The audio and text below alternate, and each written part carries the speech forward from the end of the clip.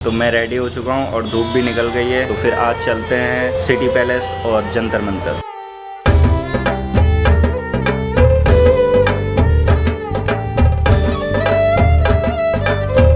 मैं सांगनेरी गेट से e rickshaw पकड़कर राजस्थान की प्यारी सी सिटी जयपुर की खूबसूरत इमारतों को देखता हुआ पहुंच जाता हूं जलेब चौक पर। जालेब चौक से अंदर आते ही हमें कबूतर खाना देखने को मिलता है, जहां पर कबूतरों को दाना डालने की व्यवस्था होती है।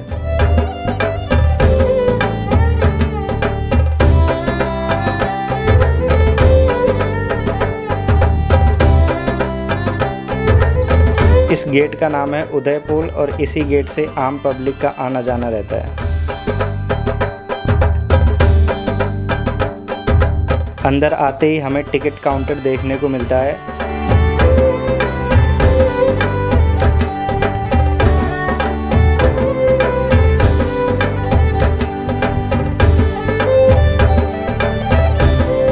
फाइनली टिकट हाथ में आते ही मैं पैलेस के अंदर चला जाता हूँ। फाइनली मैं सिटी पैलेस के अंदर आ गया हूँ इस वाले गेट से।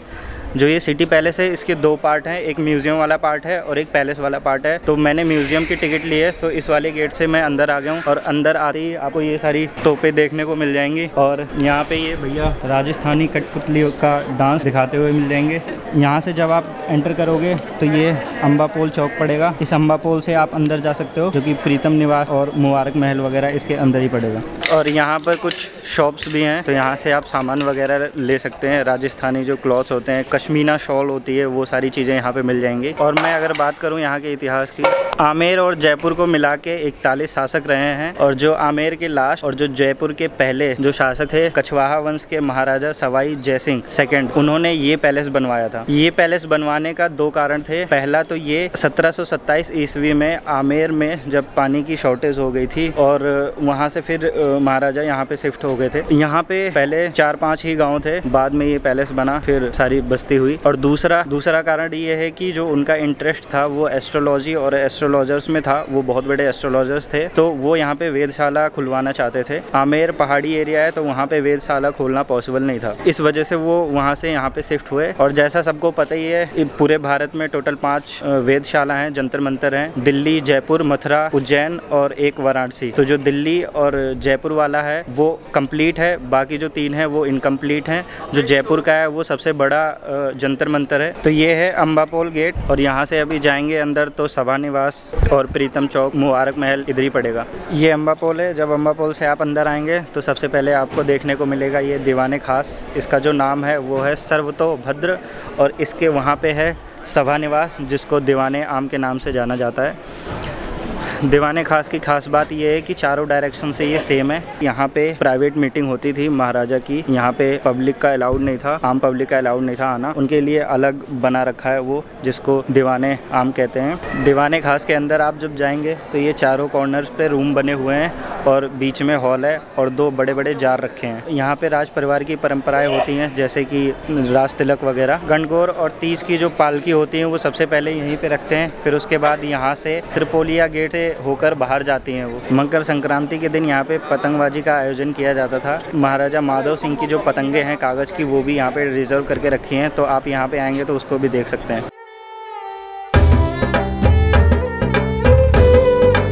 अंदर आके सबसे पहले दिखता है ये भालों और तलवारों से बना हुआ ये पत्तों का आकार। एक ये है और जस्ट इसके सामने एक ये रहा।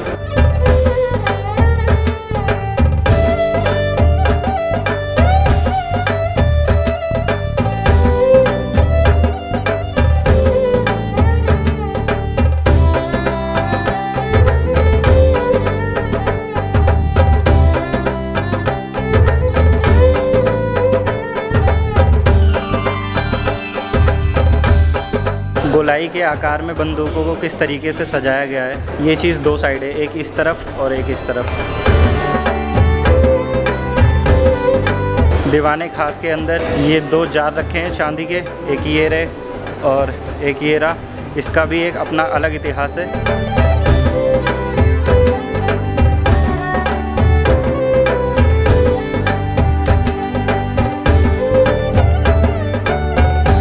अंदर 2 तस्वीरें भी लगी हैं ये महाराजा जय सिंह सेकंड और ये इनके जस्ट सामने लगी है महाराजा मान सिंह सेकंड की तस्वीर। दीवाने खास के अंदर दो बड़े बड़े चांदी के जार रखे हुए हैं। ये रहे जो हमारे महाराजा थे, महाराजा माधव सिंह, वो बहुत ज़्यादा रिलीजियस थे, तो वो गंगा जल ही पीते थे, तो गंगा जल को रखने के लिए ये जार बनाया गया। और अगर मैं इसकी हिस्ट्री की बात करूं तो सन 1902 में जब महाराजा माधव सिंह को इनवाइट किया था इंग्लैंड में एडवर्ड के राजतिलक के लिए, तो रॉयल फैमिली के खजानों में से 14,000 चांदी के सिक्कों को मेल्ट करके इसको बनाया गया था और इसको बनने में 2 साल लगे थे। एक जो जार है उसकी जो लंबाई है वो 1.6 मीटर है और इसमें जो पानी आता है वो 2000 लीटर और इसका जो वज़न है 345 किलोग्राम है। दीवाने खास को देखने के बाद अब मैं जा रहा हूँ सभा निवास में, जिसको बोला जाता है दीवाने आम।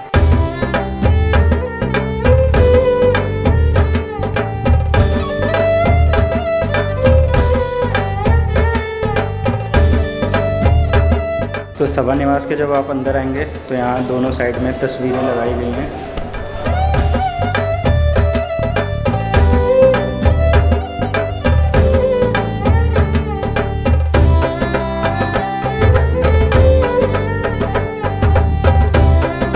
सभा निवास के अंदर गया था। सभा निवास के अंदर फ़ोटोग्राफी और वीडियोग्राफी अलाउड नहीं है, तो जब जैसे अंदर जाएंगे दोनों साइड वो फ़ोटोज़ लगी हुई है। और जब आप मेन एंट्रेंस के अंदर जाएंगे तो वहाँ पे एक बड़ा सा हॉल है, 2 बड़े सिंहासन रखे हुए हैं और उसके आसपास 28 चेयर्स रखी हुई हैं।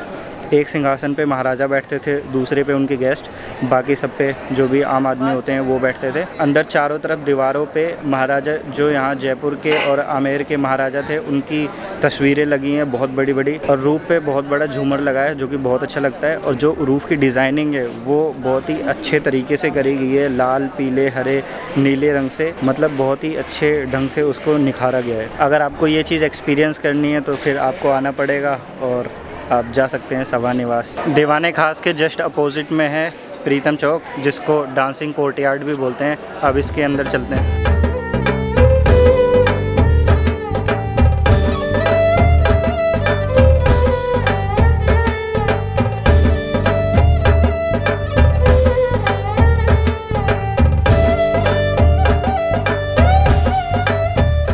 तो पिकॉक गेट से मैं आ चुका हूँ प्रीतम चौक, इसको बोलते हैं डांसिंग कोर्टयार्ड। यहाँ पे पहले डांस वगैरह हुआ करता था और ये महाराजा यहाँ पे नीचे बैठते थे और जो महारानी है वो झरोकों से देखती थी डांस को। मैंने पहले भी बताया था कि जो सिटी पैलेस है उसके 2 पार्ट हैं, एक म्यूज़ियम और एक पैलेस। तो म्यूज़ियम वाले की मैंने टिकट ली थी तो म्यूज़ियम पूरा घूम लिया है और ये रहा पैलेस। इसके अंदर का भी आप टूर ले सकते हैं, उसकी अलग टिकट है, मैंने नहीं ली, मैंने म्यूज़ियम की टिकट ली थी तो वो सारी टूर हो चुकी है मेरी। यहाँ पे 4 गेट हैं और 4 गेट 4 भगवान को और 4 ऋतुओं को समर्पित हैं। ये पीछे है पिकॉक गेट, ये भगवान विष्णु और ये वर्षा ऋतु को समर्पित है। पिकॉक गेट के बगल में यहाँ पे लोटस गेट, ये भगवान शिव और गर्मी के ऋतु को समर्पित है। पिकॉक गेट के सामने ये है लहरिया गेट, जिसको ग्रीन गेट भी बोलते हैं। ये भगवान गणेश के लिए और पतझड़ ऋतु के लिए समर्पित है। ग्रीन गेट के बगल में ही वहाँ पे है रोज़ गेट। रोज़ गेट भगवान शिव, माता पार्वती और ये सर्दियों के मौसम का प्रतीक है। दीवाने खास के बगल में ये रहा चंद्र महल। यहाँ पे रॉयल फैमिली यानी कि राज परिवार यहाँ पे अभी भी रहते हैं। इसको मून पैलेस भी बोलते हैं और ये यहाँ की सबसे पुरानी बिल्डिंग है। इसका जो नाम है चंद्र महल वो इस वजह से पड़ा क्योंकि जो महाराजा सवाई जय सिंह सेकंड उनकी वाइफ का नाम था चंद्रवती, तो उनके नाम पे ये महल रखा गया। चंद्र महल के ऊपर 2 फ्लैग लगे हैं, वो रहे, एक छोटा फ्लैग है और एक बड़ा फ्लैग है। जो बड़ा फ्लैग है वो दर्शाता है जो सवाई राज था उसको दर्शाता है, और जो छोटा फ्लैग है वो महाराज की प्रेजेंटेंसी को दर्शाता है।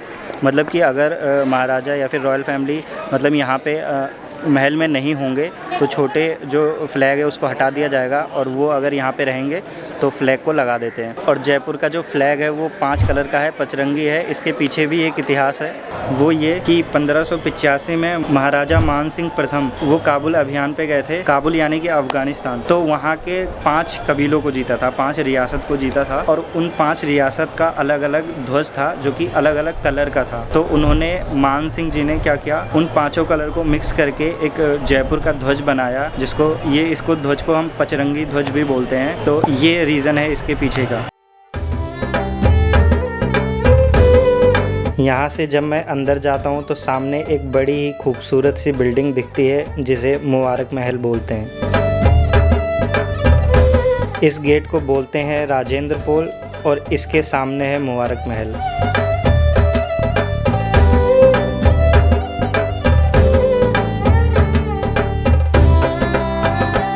जब आप राजेंद्र पोल से आएंगे, वो रहा राजेंद्र पोल और सामने पड़ता है मुबारक महल, ये रहा। और यहाँ पे है वेपन गैलरी और इसके यहाँ पे है म्यूज़ियम।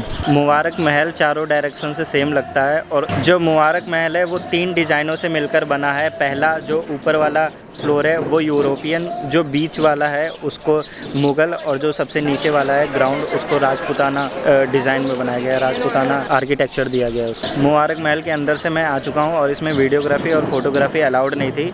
जो महाराजा माधव सिंह जी थे उन्होंने अपने कुछ खास मेहमानों के स्वागत के लिए इसको बनवाया था और बाद में कन्वर्ट कर दिया म्यूज़ियम में। इसका जो ग्राउंड फ्लोर है उसको ओपन कर रखा है, बाकी के जो फ्लोर हैं उसको बंद कर रखा है। जो ग्राउंड फ्लोर है उस पर टेक्सटाइल गैलरी है जिसमें महाराजा और महारानी के जो वस्त्र हैं और फिर जो भी सामान है वो सारी चीज़ें डिस्प्ले करी गई हैं। जो महाराजा के कपड़े हैं, समर में क्या पहनते थे, विंटर में क्या पहनते थे, वो सारी चीज़ें डिस्प्ले करी गई है। और जो उनके कपड़े हैं वो इतने चौड़े हैं, मतलब आम इंसान तो उसमें 3-4 फिट हो जाएगा, इतने बड़े लंबे चौड़े कपड़े थे। तो आप अंदाज़ा लगा सकते हो कि महाराजा कितने बड़े होंगे। महाराजा माधव सिंह और महाराजा जगत सिंह के जो कपड़े हैं उसको नाम दिया गया है आत्मसुख। जो महारानी थी उनकी जो कश्मीना शॉल है वो भी यहाँ पे डिस्प्ले कर रखी है। महाराजा मान सिंह और राम सिंह जी के जो पोलो की जो ड्रेस है, पोलो खेलते थे वो, तो उनकी ड्रेस भी यहाँ पे डिस्प्ले कर रखी है, गेंद भी डिस्प्ले कर रखी है। और यहाँ पे एक जालीनुमा गेंद है जो कि रात के समय उसको रानियाँ खेला करती थी, क्योंकि पर्दा प्रथा के दौरान में उनको मतलब फेस दिखाना वो सब अलाउड नहीं था, तो उनको रात में अलाउ किया जाता था खेलने के लिए। जो गेंद बनाई गई है वो जालीनुमा थी, उसके अंदर कुछ बना था जो रोटेट होता है, उसके ऊपर मोमबत्ती लगा सकते हो, तो रानियाँ उससे खेला करती थी। तो वो भी यहाँ पे रखा गया है। मुबारक महल के बगल में एक क्लॉक है, वो रहा क्लॉक टावर। ये क्लॉक टावर का निर्माण वो बहुत पहले हो गया था, लेकिन इसके अंदर जो घड़ी लगाई गई थी, क्लॉक लगाई गई थी, वो 1873 में लगाई गई थी। कोलकाता के ब्लैक एंड मैरी, शायद ब्लैक एंड मैरी कंपनी से ख़रीद के ये क्लॉक यहाँ पे लगाई थी, ताकि जो सिटी पैलेस के राज परिवार है उसको भी समय की पाबंदी दी जा सके। मुबारक महल होके आ चुका हूँ, तो उसके अंदर तो वीडियो और फोटोग्राफी कुछ भी अलाउड नहीं था। अब जा रहा हूँ वेपन गैलरी, वहाँ पे भी वीडियो और फोटोग्राफी अलाउड नहीं है। मैं देख के आता हूँ, फिर बताऊँगा वहाँ पे क्या क्या है। यहाँ पे राज परिवार की तस्वीर लगाई गई है और ये सीढ़ियों से ऊपर है वेपन गैलरी।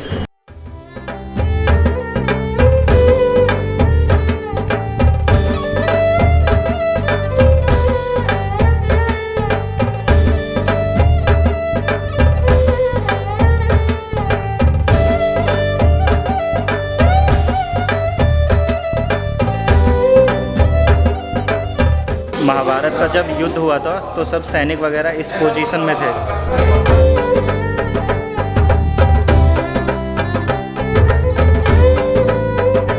तो यहाँ पे फोटोग्राफी और वीडियोग्राफी अलाउड नहीं है, तो मैं कैमरा ऑफ करता हूँ। इस बिल्डिंग में म्यूज़ियम शॉप है जहाँ से आप महाराजा की तस्वीर, राजस्थानी कपड़े और भी बहुत कुछ खरीद सकते हैं। मुबारक महल, वेपन गैलरी और म्यूज़ियम, ये सब देखने के बाद पेंटिंग गैलरी के पास आ चुका हूँ। अभी मैं अंदर गया था, अंदर जाके देख के आया हूँ।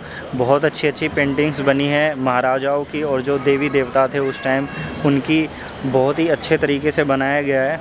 और एक चीज़ और, ये जो पेंटिंग लगाई गई है इसके पीछे का भी कारण है यहाँ पे, कि जब उस टाइम पे क्या है, कैमरा वगैरह तो होते नहीं थे, आर्टिस्ट होते थे, राइट। तो जब महाराजा शिकार पे जाते थे तो उन आर्टिस्ट को साथ में लेके जाते थे कि जब शेर का शिकार करेंगे या फिर किसी भी चीज़ का शिकार करेंगे तो वो उनकी पेंटिंग्स बनाते थे। तो रफली वो बना देते थे, और खरगोश की जो एक बाल होता है, पूँछ के, खरगोश के पूँछ की जो एक बाल है उससे पेंटिंग बनाते थे। रफली बनाने के बाद घर पे आते थे, 1-2 दिन 4 दिन लगाते थे उसको कलरफुल करने में, कलर वगैरह भरने में। फिर उसके बाद राजा को पेश करते थे, महाराजा को दिखाते थे। महाराजा को पसंद आती थी तो उनको मतलब पैसे वगैरह जो भी चीज़ें हैं वो देते थे। तो उन आर्टिस्ट की 6th पीढ़ी भी अभी भी यहाँ पे है। जैसे हम नॉर्मली बोलते हैं कि महाराजा सवाई जय सिंह, महाराजा सवाई प्रताप सिंह, तो ये जो सवाई है, सवाई के पीछे का कारण क्या है? एक्चुअली जो सवाई है, सवाई का अर्थ होता है more than intelligent, more than intelligent, यानी कि वो कहते हैं ना कि शेर से सवा शेर, वो वाली चीज़। ये जो उपाधि है ये तब प्राप्त हुई जब युवा राजा जो जय सिंह थे वो अपने शादी के बाद औरंगजेब से मिलते हैं। औरंगजेब उस टाइम के बादशाह थे, तो जो जय सिंह थे उन्होंने हाथ जोड़ के उनको सलाम किया। तो झूठा गुस्सा दिखाते हुए, ऐसी मौज मस्ती करते हुए औरंगजेब ने क्या किया कि उनके दोनों हाथ पकड़ लिए और बोलते हैं कि बोल जय सिंह अब तू क्या करेगा। तो जय सिंह थे, बहुत ही उन्होंने इंटेलिजेंट भरा उत्तर दिया। उन्होंने बोला जब एक पुरुष एक स्त्री का हाथ पकड़ता है तो पूरा जीवन उसका साथ देना पड़ता है और महिलाओं को, स्त्रियों को और भी ज़्यादा अधिकार मिल जाते हैं, लेकिन मेरा हाथ तो आपने पकड़ा है, तो मुझे और मेरी प्रजा को किस बात का डर, तो आज से उनकी जिम्मेदारी आपकी। तो औरंगजेब ऐसा उत्तर सुन के बहुत ज़्यादा खुश हुए, तो उन्होंने सवाई की जो उपाधि है वो दी। सबसे पहले जो सवाई शब्द है वो महाराजा जय सिंह के नाम के आगे लगा। ये भैया ने गीत संगीत चालू कर दिया, तो पहले इसको देखते हैं।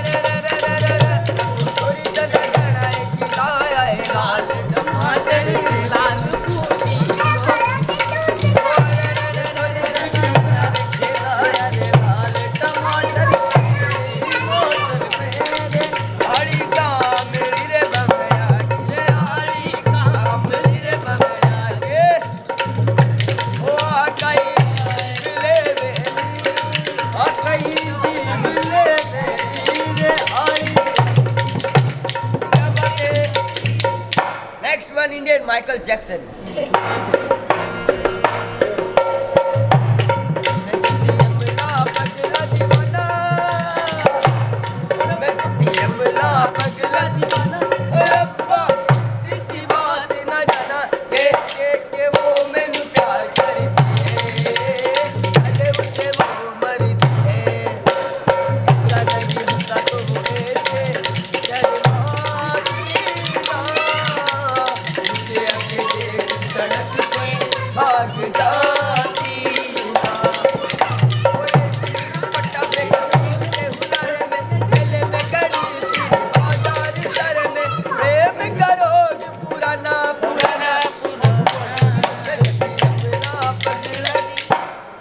आपके सामने चंपालाल सपेरा।